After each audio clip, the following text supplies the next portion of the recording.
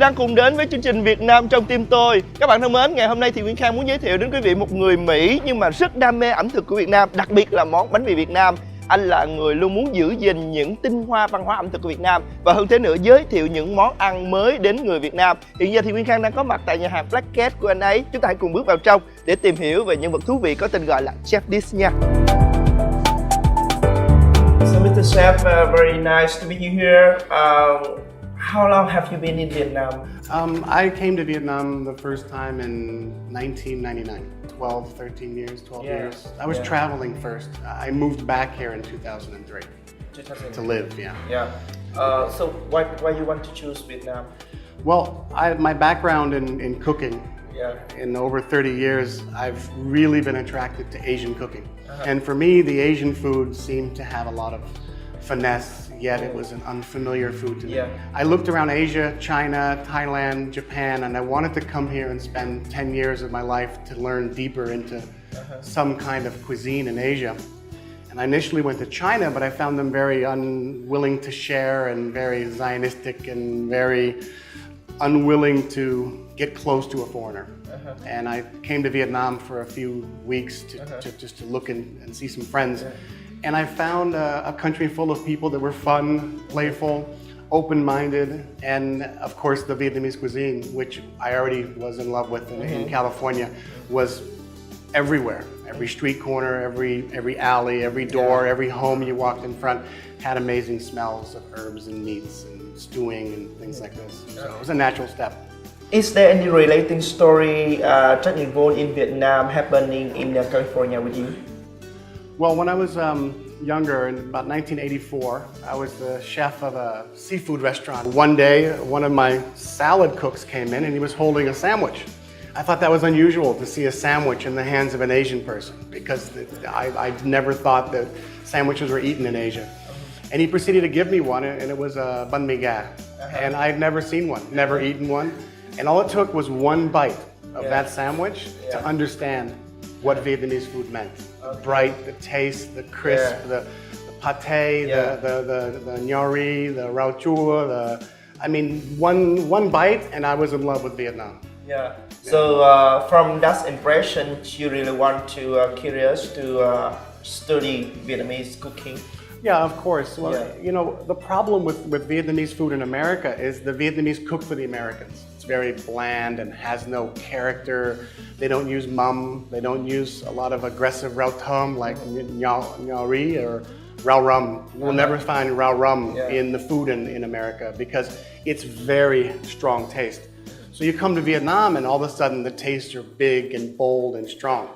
So the change of going from American Vietnamese food to Vietnamese food really attracted me. And I wanted to understand what the real cuisine was like and be able to learn that. So from the time you first come to Vietnam and try to learn about Vietnamese food, is there any difficulty for you? Well, I think I was blessed in the way that I was living in the Bay Area. So I was already living and working in a Chinatown. It was filled with markets, just like you go to Ben Thanh or Chua Lung. The environment for me was easy, except for crossing the street. You cross the street was a whole different thing. I learned closing your eyes is the best thing, not to react. The most difficult thing was to understand the bold tastes and the way they interact and work with each dish. Because the food in Vietnam is far more complex. In America, you may get the sung heo, cơm sung heo, and they'll bring you a couplet and some cơm, and maybe some salad, yo yum on the side. That's it. But in Vietnam, they go beyond that. You have nước chấm, you have rau chua, you've got cha, you've got all these things, and then when the cơm tấm, the broken rice comes into the dish. And when the fish sauce, the nước chấm, is made thick and sticky for that dish, then you start understanding that there's a lot of meaning behind Vietnamese food. It's just not a bowl of pho and some rice and a goi kung. Someone actually thinks about how do you make the nước chấm stick to broken rice. It's small, it's steamed, so it has to be thick and very, đặc. Otherwise, if it's thin and chua and lat, you can't eat it. How many kinds of mắm you can taste and you can? I'm fine with everything except mắm tôm. I mean, mắm tôm for me is very aggressive. They eat the cà phao mom tom. It's fermenting, and you put the lime and the sugar, and you stir it, and it bubbles and starts to talk to you. You know.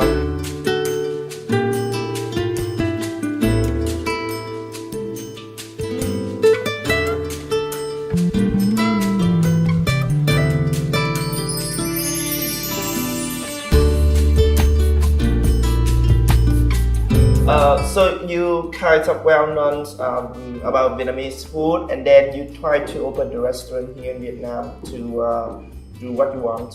Yeah, well, basically, I came in 2003, March, which was the week that the first bird flu came to Vietnam. So I came here, and my opportunity in China, I was going to China, disappeared. So basically, I was no job, no money. I had 20,000 dong left to my name. Oh. I remember going to Banh Mi Hanoi and sharing a banh mi tit because I didn't have any money. And you know, most Vietnamese staff look at foreigners and think they're all rich, they all have money, and you know, they're okay. But we're no different than Vietnamese people. We live check to check. We wait for our salary to pay our bills. And when everything fell apart in 2003, I was forced to either make a commitment in Vietnam or go back to America. I decided to stay in Vietnam. I had no money, so I went out, got a job, started working, and started to understand the way the business works in Vietnam. The expectation of a customer here is far lower in terms of consistency, where in America, if I serve one bad meal to the wrong person, the next day I'm out of business. So the stress level is very high. I came to Vietnam very controlling and everything perfect, but the Vietnamese taught me to calm down and relax. And there's always tomorrow, it's okay, just calm down. The Vietnamese love for bột ngọt, you know, mì Thìn, MSG, is really concerning because in little bits it's okay, but in the amount that you eat on a daily basis in Vietnam is very unhealthy. And watching the industry go in that direction has been hard. So I think the Vietnamese customers, especially when I do office buildings in international schools, I'll feed the teachers, come văn phòng. And if I don't put the bột ngọt in there, they complain. So I put it back in and they're happy.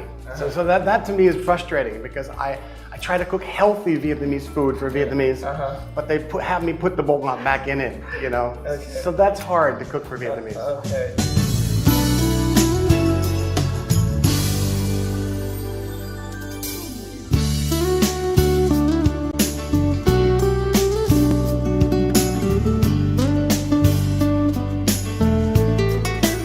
So I started Black Cat with, you know, a couple $1,000, pizza oven and a mixer, and named it Black Cat to offset the address 13.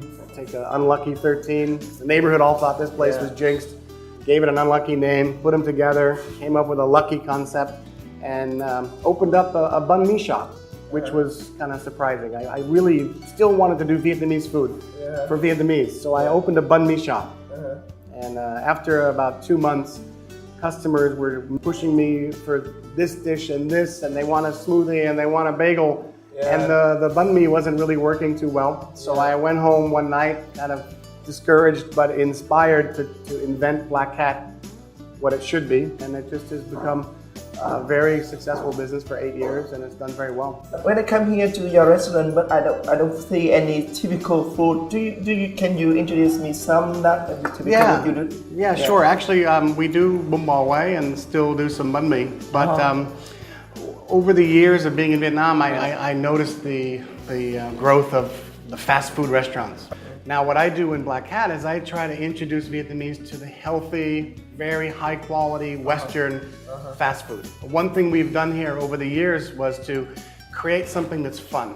Because when you go out to eat, you know, like the Broken Pot, the Cam Dap restaurant in District 3, it's fun. Even if you eat it and it's okay, you know, ăn bình thường, but it's so fun to see the pot fly and run around. So people go. So I decided to make a cheeseburger this big. It's called the Big Cheese. And it's kind of like a birthday cake. So what I'll do is I'll go in the kitchen and then I'll make one and I'll show you what it looks like. Can you? Yeah, I can, because if you don't see it, you won't believe it. Okay, I want to see it. So let's make a big cheese and then I will show it to you, okay? Okay. So why don't I go ahead and cook the burger? One thing we do, again, unlike Vietnamese, we season our food. before we cook it. So lots of salt and pepper. Basically, you rub it a little bit. Okay. And then we get the oil. So any dầu ăn nhé. Here so it doesn't stick. So how long does it take to make? It takes about 3 minutes, 3 or 4 minutes. You have to turn it back. Yes. Put the burger. Cái này không đập được đẹp nha. Yeah. And then you fry the burger here. Now here's where we put the bacon. While it's hot, we take the bacon, put the bacon on top, and then the cheese later on top of the bacon to melt on top of the bacon. Moutarde và maisonette. Okay. And the big burger here.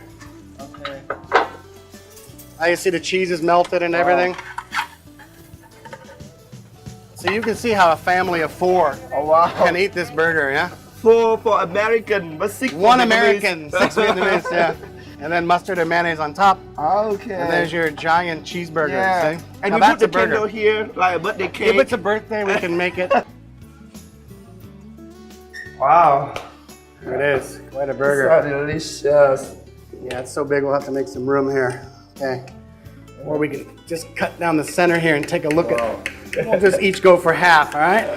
That's a burger right there. Yeah. So you see the pickle, the tomato, the beef, the cheese, the bacon, the bread, and the hard part's So we have to actually cut it eating it. half also. Well, no, now you have to eat it. Oh my God, it's it's a so big cheese. big. So you just have to like, right there. Squish this part right there and you can get a bite, yeah? Yeah.